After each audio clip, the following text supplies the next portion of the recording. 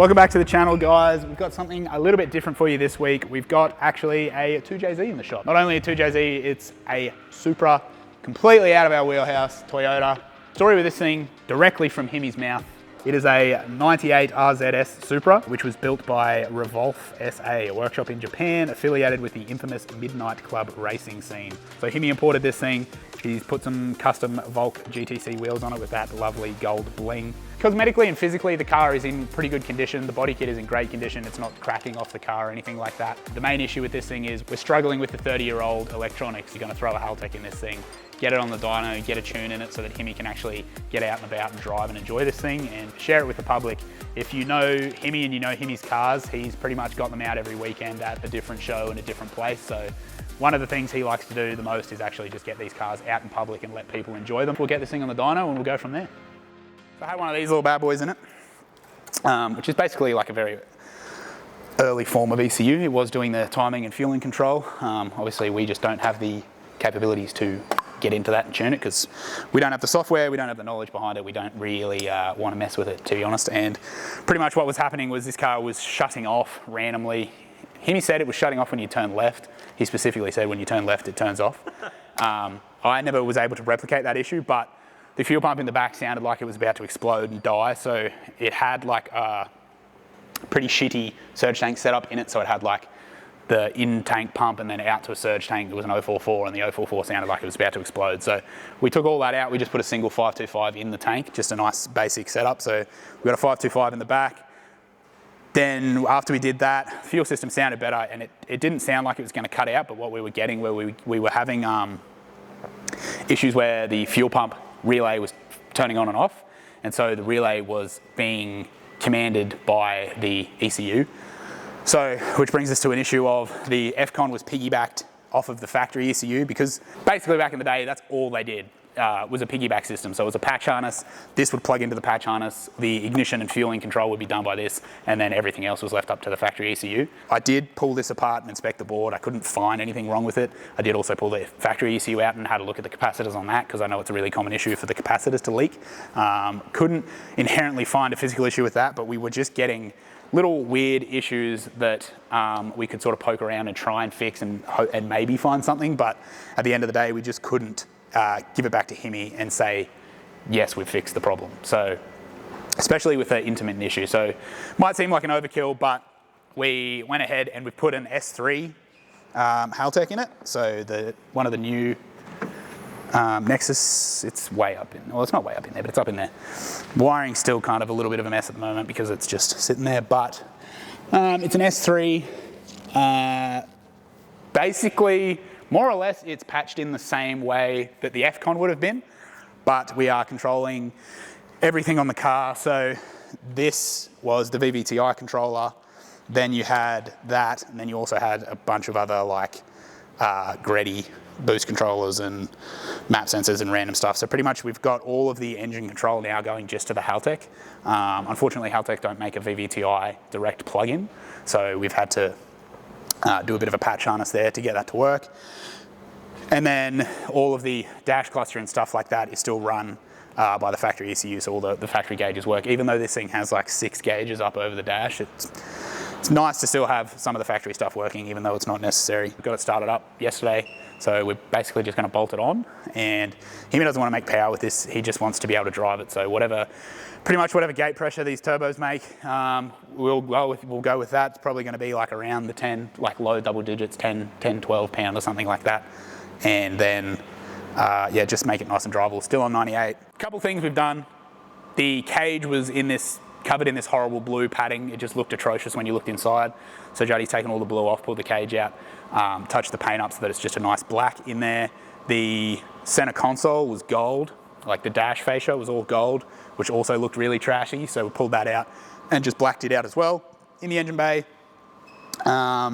covers was the stock VVTi gross blue color that they always are. So black that out, nice gold on the covers. And then we've just cleaned up some of the alley. It was obviously sitting near a port somewhere corrosive because even all of the aluminium was pretty heavily covered in like that white corrosive stuff that they get. So we've just cleaned that up sort of 50% better to make it look appealing when you look at it. It doesn't look like it's just been dragged out of a swamp. Just a quick refresh, yeah. But yeah, it was just a big gold chicken nugget beforehand. So Signs on Time basically recreated all of the original stickering based off of photos and stuff like that. So it's got the lovely broken English translation that they do. Yeah. But that was all just like trash painted gold. Different steering wheel now, so I had the stock steering wheel. This, I think, needs to come out a bit. It is very close to the indicators. What are all the gadgets in there, Sam? Walk me through everything. Gadgets. We've got a boost gauge here. So this is all the Greddy gauges. This is what I mean by, like, I didn't really need to keep... I could have chopped the factory ECU out entirely, but the factory temp gauge and boost gauge, I'm assuming, probably still work up here. But the temp gauge definitely still works. Speedo still works. Rev gauge still works, so that's nice. But yeah, we've got Greddy turbo gauge, and then we've got oil pressure, water temp. I'm assuming this is oil temperature, and then we've got fuel pressure here, which I know works, which is lovely. And then we've also, this is the other part of the valve controller, so this is like the VVTi, the other section of that bit that I had. I don't know if I'm going to take this out yet. I might leave it there just purely for like looks, just because it doesn't do anything, but it kind of just adds to the feel. Like there's a lot going on when you sit in here, sort of thing. The Kenwood doesn't look very original. The Kenwood is new. We put Himmy wanted a CarPlay system in there, so he can listen to all these Bollywood tunes while he's driving down the road. The rear's all stripped out, so there's not much exciting going on in there.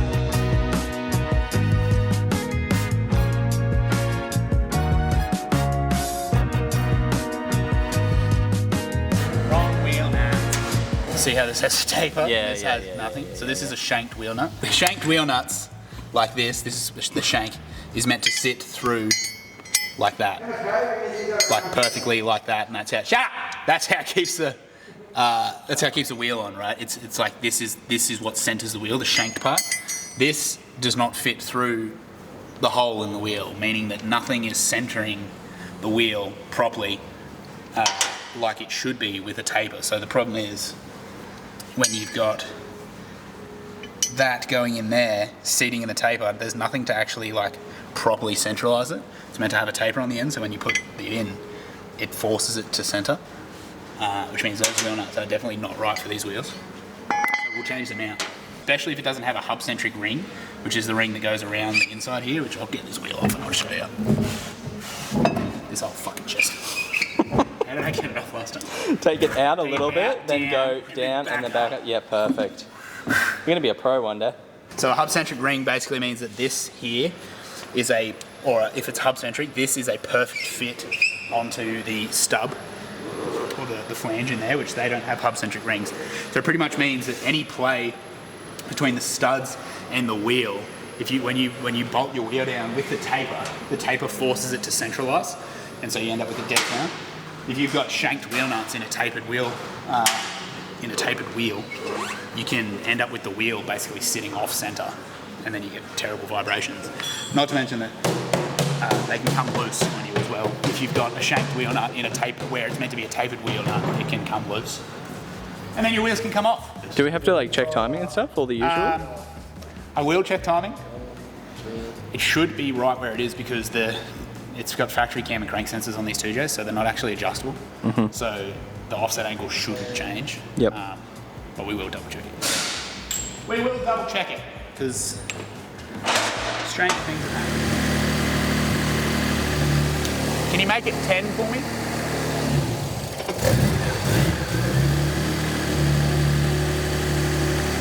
Yeah. Gucci. The mark only goes to 15. The marks on the balancer only go to 15 on the cover, sorry. So I couldn't actually see 20. It was past. I was like, that looks like 20, but 10's good. Yeah, it's good. She's good. So timing was good. Timing's adjustment needed. Timing was good. Bang on. Lovely. Just a little half run to see where it's at. We're not entirely certain on the injector data. We don't want to pull them out if we can avoid it because they're all sealed at the moment. So we'll just do a half run, see where it goes.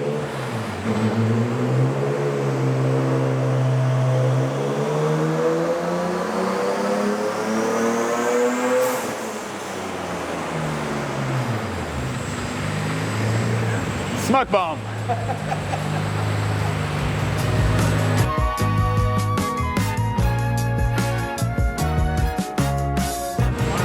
Talk me through it, Samuel. Hey, talk me through it. Yeah, mate, so here is the screen. Yep. Go back, Andrew. So coming in here, 14, coming off of cruise into some low, dips down into 13s, 12s. 12.1 here is where we want to sort of start to flatten it out. So 12.1 at about 2 pound, no issues there. And then as we boost, rises up, we got to just over 6, 7 pound there, but we dipped right down to 10.8, which is way too rich for petrol. So basically we're just going to pull this line up back closer to that 11.9, 12.0 range. 12.0, 7 pound will be good. Probably, boost hadn't rolled yet, so it'll probably keep going. It's probably going to get to like 10, I reckon. But like just under 200 horsepower on 6 pounds, pretty good. What's it going to? I reckon next run, 250. If it stays up in between the lines, I'm about 250 on this run.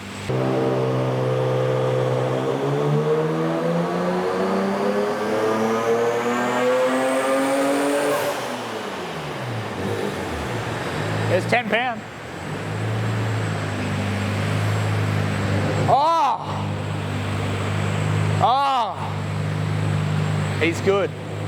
I said 260, right? I thought you said 250. I did. That was good though, that was 10 pound. 10 pound. It started to tip over there, but it's rich as fuck. It probably gets 300. I'll make 300. Nah, it's perfect. It's just trying to figure out, see if we can see the injector. Oh yeah, hang on. The numbers in the VE table are a little bit obscure or unusual, I guess you'd say. There's nothing necessarily wrong, like it's doing with the things that we want it to, but it's just the numbers in the VE don't really make a lot of sense to what you'd usually expect to see. That's the thing, you can make the ECU do what you want. It doesn't make sense, the numbers don't make sense for what it's doing, so. Yeah, the main issue is if you tune around it, it's a waste of a tune. 274, 283, new guess.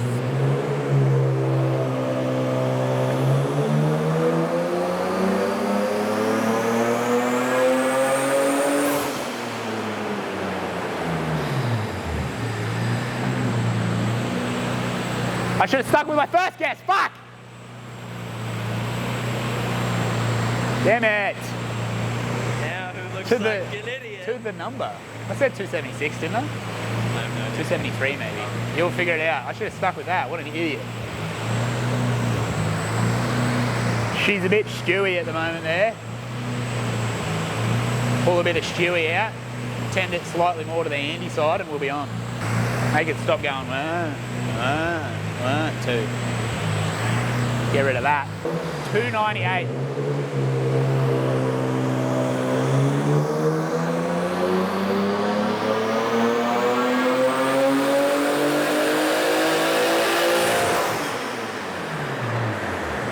It could be over 3. That could be over. Oh, way over. Just into the limiter. I said 2, yeah, just hold it. Made me look like a right fool with my 299. I said 298. Go back, find it. 300? Sure. I think it's 320. Let's have a bet, Clive. I have no idea. The time zones fucked me up. Yeah, that's right. Because it's Japanese. Are we getting close to done there? Yeah, you just need to pull some fuel out and it's done. Tell me, analyse it for me. It's still a bit stewy. And Andy didn't lift at the end of the run, just sat on the limiter for some reason. Talk us through, what do you reckon? Yeah, mate, fucking out of control. Just pretty hectic, mate, you know, just Supra things, you know, twin turbos, and it's pretty good. What was the decision making behind the just staying in it there? Well, I didn't hear the limiter until like a bit of a slight delay from between brain and foot. Yeah, time zone. That's what I'm saying, it's a Japanese car. It's a translation. Yeah, it's in Japanese. Everything is. Oh, yeah. No, yeah, it's the translation, that's what it is. I mean, I'm not used to like 6.5 to 7,000 limiter. Yeah. Like 10.5, 11 is where we usually at. Like, What- yeah, it's coming. What does it actually rev it to? 720. Oh. What does the stock one rev to? Probably that. That's right, mate. Turn it up. Take it out to... It's still going. We'll go 400. Take it out to 8. It helped 10 pound pretty nicely. It's put a little bit of... Little spike there, but Put a little bit onto it. we're not putting anything onto it. We're not putting anything onto it. What did you want to say? I was gonna say, like, so we're at 340 rich at 10 pounds. Just goes to like, there's a reason that everybody loves the 2Js, as much as we talk shit on them. They're a 3-litre twin cam VVTi. Well, this one is. They're basically like, when we go ahead and we build a 2630, So like that, this is what we're building essentially. It's not really, because this is a 3 litre head, bigger head. Yeah, it's a bigger head as well. Yeah, it's true. Yeah, they're just, it's the same as Barras. Like people are surprised when Barras make power, but it's a 4 litre inline 6 twin cam, and like twin VVTi as well. So, well, not even VVTi, it'd be VTC. But yeah, 340. I think so. We still have an RB still holds the lowest power record on this dyno. Lowest power? RB, yeah. 230, Was it the GDR or was it that car or was it the RB20? yeah, I think 20 went 260. So it probably is that car. Just trying to make the fuel map look like it's respectable. That's a good idea. It wasn't. That's good. Got to make it look respectable. Because Sam will roast you otherwise. So we're pulling a bit of fuel out. See Sam's fuel map. We're pulling a bit of fuel. Let's see you make it run. Did you make it run? I did. It came in here not running and now No, it drove in here actually. with the accelerator. How else do you drive a car? With an accelerator. You turn it up. 74, extra 200 RPM, you reckon? I reckon. What's the final tune going to be? It's going to go over 350. Well, how far out did you pull it? To try and like 11.8, 12.0? Yeah, hopefully. I reckon 370, I reckon we'll get there. It's good power for 10 pounds. Yeah. The only thing is, making it leaner is possibly going to eat up a bit of the boost. Yeah. Make 10 pounds. Make Yeah. 9.5 pounds. Yeah. Which is, Try again. Let's do it.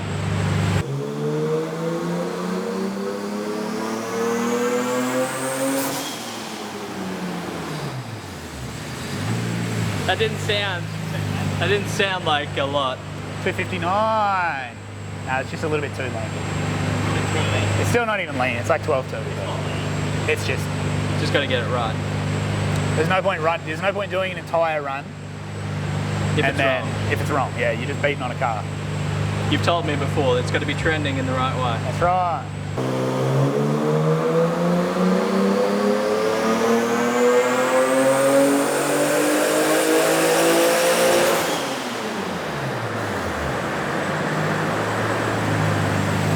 Space bar.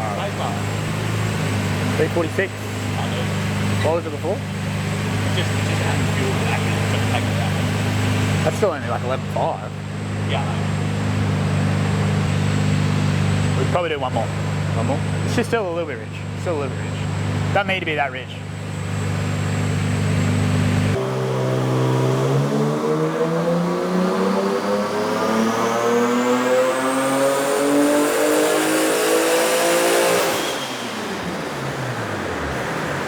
That'll do. Yeah, it's not making any more power, any less power. Yeah.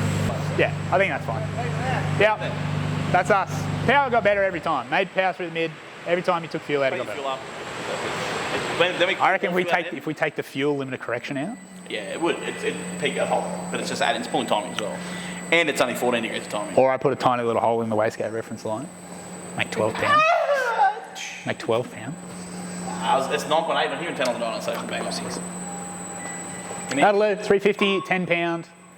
That's unreal, really. 350 on 10 pound. Good little engine. Good little 2J. We were a little bit worried when it was on the stock ECU, like the thing was running a bit shit and like making some clunky noises. And, but it's just, it sounds fine, yeah. It just smoothed it up. It sounds good now, it's running nice and smooth. We'll take it for a drive, obviously. Yeah, we do need to work on the aircon idle up, just to make sure it doesn't stall when the aircon comes on, because the aircon, this thing has aircon too, didn't mention that. We got the aircon gassed here the other day from DCR in Toowoomba. Dan the man gassed it up for us, thank you sir. And it's nice and cold, yeah. It's actually really, really good. I say this, I say it every time, I reckon Toyotas and Mitsubishis have the best aircons. I don't know why, they just seem to. Nissan aircons fucking suck. The only time we get good, exactly. What compressor they use? It's Toyota Yaris, isn't it? It's the only time you get good aircon in an old Nissan is when you put a Toyota pump on it. That is funny. Yeah. Anyway, that's a good result. 350. We'll take it for a try. I reckon we get some rollers for this thing, surely, for the rest of this video. If you enjoyed this video, if you enjoy this style of content, we have a few other dyno videos, generally more exciting than this. I mean, it depends who you are. Some people probably find this style of video way more exciting than the other stuff we do, but the other stuff we do is generally 1,000 horsepower and up, Oh, yeah, I think that's a pretty safe basis to make. 800 horsepower up. That's what we want to do. There's plenty of people in the world who can do 800 horsepower. Yeah. We just finished tuning a 800 horsepower R32. We've also got a currently 1,000 horsepower, but going to be 2,000 horsepower full billet R32 that's currently in Japan getting a dry carbon wide body kit from Garage Active. So kind of the same vibe as this sort of thing. You know, you've got, I think as Alex said, he put it best, he said the best of Japan gets done in Japan, the best of Australia gets done here. Yeah, check out the other videos. Go back, we actually have a full build series on that R32, Goku 2. It's Goku 32's big brother. It's going to do everything that Goku 32 couldn't do because cast block, small turbo, no nitrous, too heavy, factory body, all that sort of stuff. Anyway, that's it. Whatever, let's go drive it. Actually, let's go get milkshakes and burgers and then drive. Should we take it to get milkshakes and burgers?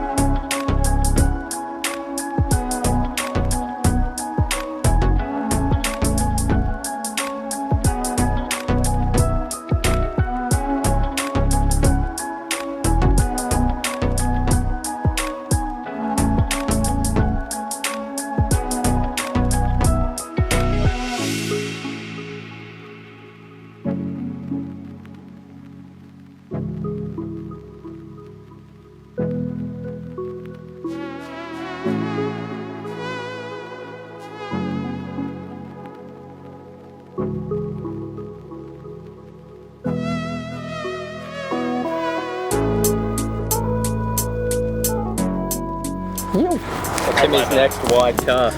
And you might see another one, another wide one. You might see a blue one come back for a couple of things to be fixed up on. So, and then he's got another special one coming too soon. So stay tuned.